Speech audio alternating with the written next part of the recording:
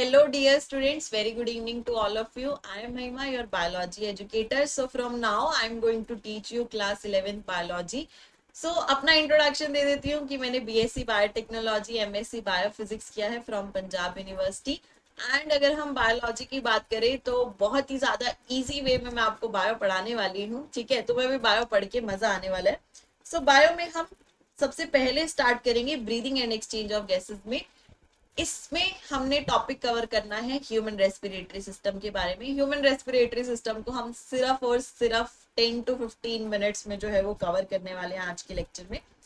Human respiratory system, अब इससे आपको क्या पता चल रहा है? ह्यूमन रेस्पिरेटरी सिस्टम क्या है आपके पास? ये आपको स्ट्रक्चर दिख गया। ये क्या है? लंग्स का स्ट्रक्चर। ठीक है, ये आपकी क्या है? लंग्स। तो लंग्स क्या है? यही आपके ह्यूमन रेस्पिरेटरी सिस्टम में इंक्लूडेड है। ये आपका रेस्पिरेटरी सिस्टम का पार्ट है। रेस्पिरेटरी सिस्टम की अगर हम बात करें तो इससे हमारे दिमाग में एक टर्म आती है, दैट इज रेस्पिरेशन। और रेस्पिरेशन से रिलेटेड ही आपको एक और टर्म दिमाग में आती है, दैट इज ब्रीदिंग। अब बहुत बच्चों को कंफ्यूजन रहती है कि मैम ब्रीदिंग क्या है और रेस्पिरेशन क्या है। तो ब्रीदिंग की अगर हम बात करें तो breathing is simply inhalation of oxygen and exhalation of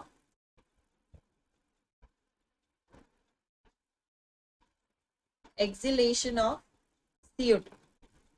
आप सिंपली ब्रीद इन कर रहे हो और ब्रीद आउट कर रहे हो, दिस इज ब्रीदिंग। ये क्या है? आपका ब्रीदिंग। ठीक है, बट अब यही जब आपने ब्रीद इन किया और आपकी जब ऑक्सीजन अंदर इनहेल करने के बाद और जो आपने फूड कंज्यूम किया हुआ है, दैट इज ग्लूकोज, ये ग्लूकोज के साथ जब कंबाइन करती है और क्या बना देती है? Pyruvic acid. पायरुविक एसिड या पायरुवेट में कन्वर्ट हो जाती है and finally it will converted into carbon dioxide and water. तो आपका वो प्रोसेस क्या कहलाता है? रेस्पिरेशन। तो there is a difference between breathing and respiration. Breathing simply inhale और एक्सेल करना, और रेस्पिरेशन क्या है? आपका पूरा मैकेनिज्म है जिसमें ग्लूकोज जो है आपकी इनहेल्ड ऑक्सीजन के साथ कंबाइन करके पायरुविक एसिड में कन्वर्ट हो रहा है एंड देन कार्बन डाइऑक्साइड और वाटर में कन्वर्ट हो रहा है। ये सारा प्रोसेस हम किसके थ्रू करते हैं? रेस्पिरेटरी सिस्टम के थ्रू करते हैं। तो रेस्पिरेटरी सिस्टम की अगर हम बात करें तो यहाँ पे आपको डायग्राम दिख ही रहा है। ठीक है, इस डायग्राम में क्या है? सबसे पहले मैं एक अलग से भी आपको डायग्राम बना के दिखाती हूँ ताकि आपको साथ के साथ क्लियर होता जाए कि किस तरह से करना है। इस डायग्राम पे फोकस करो। ये कोई इंसान है, ठीक है, ये कोई बंदा है, कोई भी लगा लो, चलो। ये नॉर्मल उसका नॉस्ट्रिल है। ठीक है, यही होता है स्ट्रक्चर। ये नॉस्ट्रिल है। देन ये क्या है? नाजल चैम्बर। हमारे पास अगर हम ह्यूमन बॉडी में बात करें तो सबसे पहले क्या देखने को मिलता है? नॉस्ट्रिल, एक्सटर्नल नारिस भी जिसको आप बोलते हो।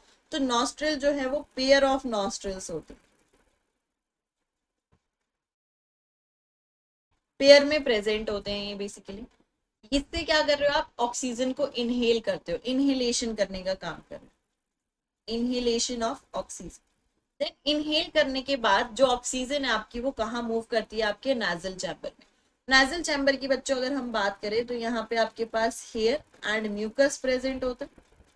नाजल पैसेज या नाजल चैम्बर में हेयर और म्यूकस होता है। तो जब आप इनहेल कर रहे हो ऑक्सीजन, तो ऐसा तो है ना, एटमॉस्फेयर में अदर गैसेस भी हैं या कुछ ना कुछ डस्ट पार्टिकल भी है, तो वो भी ऑक्सीजन के साथ, एयर के साथ आपकी ट्रैवल करेंगे।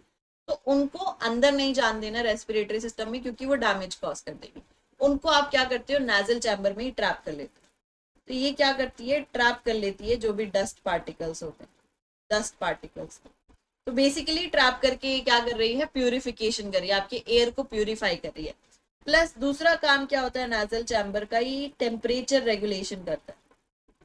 टेम्परेचर रेगुलेशन का क्या मतलब है कि अब अगर आप देखो तो विंटर सीजन में एयर जो है वो काफी कूल होती है, ठीक है, और समर सीजन में वो क्या होती है? काफी हॉट होती है। तो अगर आप डायरेक्टली हॉट एयर को इनहेल कर रहे हो तो लंग को डैमेज कर देगी। ठीक है, तो ऐसा नहीं करना है। क्या करती है नाजल चैम्बर? क्या करते हैं? उस लंग्स को डैमेज होने से बचाने का काम करेंगे, उस हॉट एयर को मॉडरेट एयर में कन्वर्ट करते हैं जो आपके लंग्स जो है वो हैंडल कर सके। ठीक है, तो नाजल चैम्बर टेम्परेचर रेगुलेशन करने का काम करें। देन नेजल चैम्बर के बाद यहाँ पर माउथ वाले एरिया से, माउथ में क्या है, अगर माउथ को ओपन करते हैं तो एक स्पेस दिखता है जिसको आप क्या बोलते हो, बक्कल कैविटी। ये क्या है, बक्कल कैविटी। बक्कल कैविटी में आपका फूड जाता है। तो अगर हम बात करें तो यहाँ से फूड जा रहा है आपका, और यहाँ से आपकी ऑक्सीजन जा रही है। ठीक है, फूड जा रहा है और ऑक्सीजन जा रही है। और एक ऐसी कॉमन पैसेज है, कॉमन एरिया है, जहां पे ये जाके क्या होते हैं, दोनों कंबाइन कर रहे हैं, मतलब कंबाइन नहीं, एक ही पोर्शन से ट्रैवल हो रहे हैं। एक ऐसा एरिया जहां से फूड भी ट्रांसपोर्ट हो रहा है और वहीं से आपका ऑक्सीजन भी ट्रांसपोर्ट हो रहा है, उस एरिया को आप नाम देते हो फेरिंक्स। ठीक है, इसको आप क्या बोलते हो, फेरिंक्स। फेरिंक्स क्या है, common passage for food and air transport, oxygen basically, food and air transport. ठीक है, अब फेरिंग से जाने के बाद एक बॉक्स आता है इस तरह से, एक बॉक्स होता है जिसको आप क्या नाम देते हो, लैरिंग्स। ऑक्सीजन आपकी कहाँ पे पास करेगी, लैरिंग से होती हुई जाएगी। लैरिंग से कार्टिलेजिनियस का बॉक्स है, कार्टिलेज का बना हुआ है।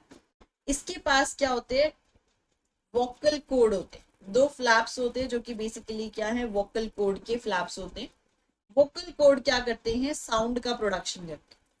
वोकल कोड क्या करेंगे, साउंड प्रोडक्शन करेंगे। तो लैरिंग्स एक ऐसा पोर्शन हो गया जहां पे साउंड का प्रोडक्शन होगा, hence larynx is also known as sound box. Larynx को आप और क्या बोलते हो, साउंड बॉक्स। लैरिंग्स के बाद अगर हम बात करें तो ये एक ट्यूब लाइक स्ट्रक्चर में ओपन होता है। ठीक है, एक ट्यूब लाइक स्ट्रक्चर में ओपनिंग होती है। लैरिंग्स जो है वो ओपन होगा ट्यूब लाइक स्ट्रक्चर में, जिसको आप क्या बोल रहे हो, ट्रैकिया। ट्रैकिया जो ट्यूब लाइक स्ट्रक्चर है उसकी ओपनिंग को आप क्या बोलते हो, ग्लॉटिस। चलो इसको नेक्स्ट पेज पे ले जाते हैं ताकि तुम्हें थोड़ा और क्लियरली समझ आ जाए। ये एक ट्यूब लाइक स्ट्रक्चर है। इस ट्यूब लाइक स्ट्रक्चर को आप क्या बोल रहे हो, ट्रैकिया बोल रहे हो। This is called trachea. ठीक है, ट्रैकिया की ओपनिंग को हम क्या बोलते हैं, ग्लॉटिस। एंड उसकी ओपनिंग पे एक कार्टिलेजिनियस फ्लैप प्रेजेंट होता है। इस तरह से फ्लैप प्रेजेंट है कार्टिलेज का। This is known as epiglottis. इसको आप क्या बोलते हो, एपिग्लॉटिस। एपिग्लॉटिस क्या करता है बेसिकली, अब इधर आपका ट्रैकिया, इधर आपकी विंड पाइप भी है, सॉरी फूड पाइप भी है। ठीक है, विंड पाइप तो है ही, फूड पाइप भी है। तो अब क्या हो रहा है कि फूड ने एंटर करना है सपोज। ठीक है, तो अब फूड यहाँ जाने की बजाय यहाँ भी तो जा सकता है, विंड पाइप में भी तो जा सकता है, फूड को तो नहीं पता उसने कहाँ जाना है। ठीक है, तो एपिग्लॉटिस क्या करता है बेसिकली, उसको कवर करके रखता है। इस तरह से कवर करके रखेगा ताकि फूड की एंट्री जो है वो ट्रैकिया में ना हो सके, विंड पाइप में ना हो सके। ठीक है, तो फ्लैप लाइक स्ट्रक्चर क्या करता है, इसको कवर करके रखता है। तभी जब आप खाना खाते हुए बोलते हो तो खाना खाते हुए बोलने से क्या होता है, ये ट्रैकिया से क्या होगा, लैरिंग्स है इसके ऊपर, और उस पे क्या होगा, साउंड का प्रोडक्शन होगा। तो साउंड की प्रोडक्शन की वजह से ये फ्लैप लाइक स्ट्रक्चर जो है वो वाइब्रेट करता रहता है, ऐसे फ्लिकर करता रहता है कॉन्टिन्यूसली।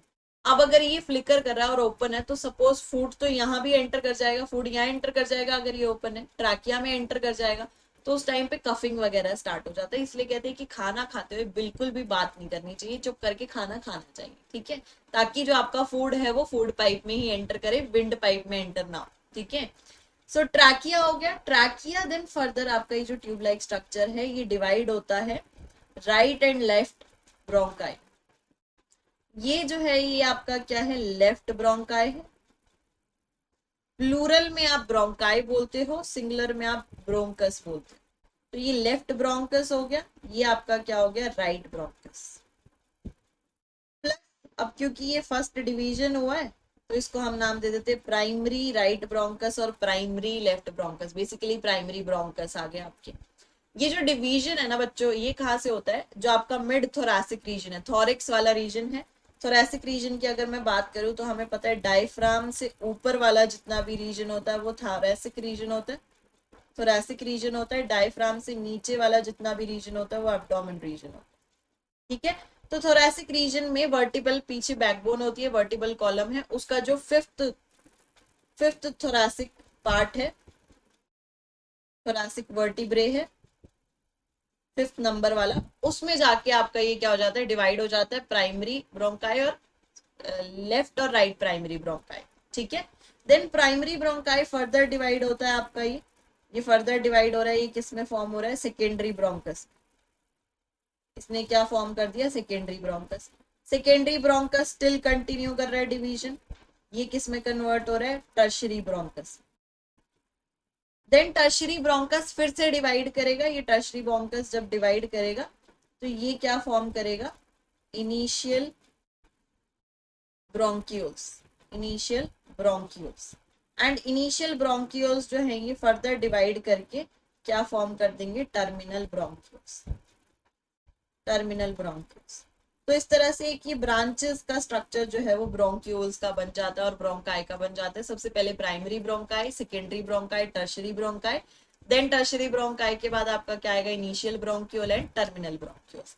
अब इस पूरे स्ट्रक्चर में एक इंटरेस्टिंग चीज है कि ये जो ट्रैकिया है यहाँ पर एक C shaped incomplete cartilaginous rings होती है। इस तरह से ये सी शेप्ड इनकम्प्लीट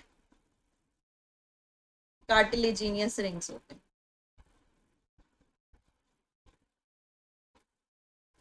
ठीक है, ये C shaped incomplete cartilaginous rings क्या है, सिंपली ये देखो, ये ट्रैकिया है आपका सपोज, और इसके ऊपर इस तरह से ये सी शेप का, ये सी शेप है, ये सी शेप है आपकी बेसिकली, ये सी शेप का कार्टिलेज का रिंग प्रेजेंट है। इनकम्प्लीट क्यों बोला, क्योंकि पीछे वाली साइड पे नहीं होता, ये पीछे वाली साइड पे नहीं है, देखो ये सिर्फ आगे से प्रेजेंट है, इसलिए इनकम्प्लीट बोलते हैं। ये क्या करता है, प्रिवेंट फ्रॉम कोलैप्सिंग। जो आपका ट्रैकिया है, ट्रैकिया जब एयर नहीं है तो वो ट्रैकिया कोलैप्स ना हो जाए, इकट्ठा ना हो जाए एकदम से, उसको प्रिवेंट करने का काम करता है, एक पोजीशन में ट्रैकिया को होल्ड करके रखने का काम करता है। अब ये जो कार्टिलेजिनियस रिंग है ये कहाँ तक प्रेजेंट है, आपकी ब्रोंकियोल्स तक प्रेजेंट है, ब्रोंकाई से शुरू होकर ये ब्रोंकियोल्स तक प्रेजेंट है, पर सिर्फ इनिशियल ब्रोंकियोल तक। ट्रैकिया से स्टार्ट होंगे और इनिशियल ब्रोंक्यूल्स तक प्रेजेंट है, टर्मिनल ब्रोंक्यूल में ये प्रेजेंट नहीं होते। देन टर्मिनल ब्रोंक्यूल आपका ओपन होता है एक इरेगुलर से बैग लाइक स्ट्रक्चर में, जिसको आप क्या बोल रहे हो, एल्वियोलाई। इसको आप क्या बोल रहे हो, एल्वियोलाई। एल्वियोलाई एक बैग लाइक स्ट्रक्चर है जिसमें सारी की सारी ऑक्सीजन फाइनली आ जाती है। हमने कहाँ से स्टार्ट किया था, नॉस्ट्रल से, नॉस्ट्रल से हम कहाँ गए, नाजल पैसेज में, नाजल पैसेज से फेरिंग्स, फेरिंग से लैरिंग्स, लैरिंग से trachea, primary bronchus, secondary bronchus, tertiary bronchus, initial bronchiole, terminal bronchiole, and finally oxygen कहाँ पहुंचा आपका, एल्वियोलाई में। इतना सारा ट्रांसपोर्ट करने के बाद वो कहाँ पहुंचा, एल्वियोलाई। ये है अब आपका main respiratory surface, respiratory surface, जहां पर क्या होगा, एक्सचेंज ऑफ गैसेस होगा, एक्सचेंज ऑफ गैसेस जो है ये परफॉर्म करेगा।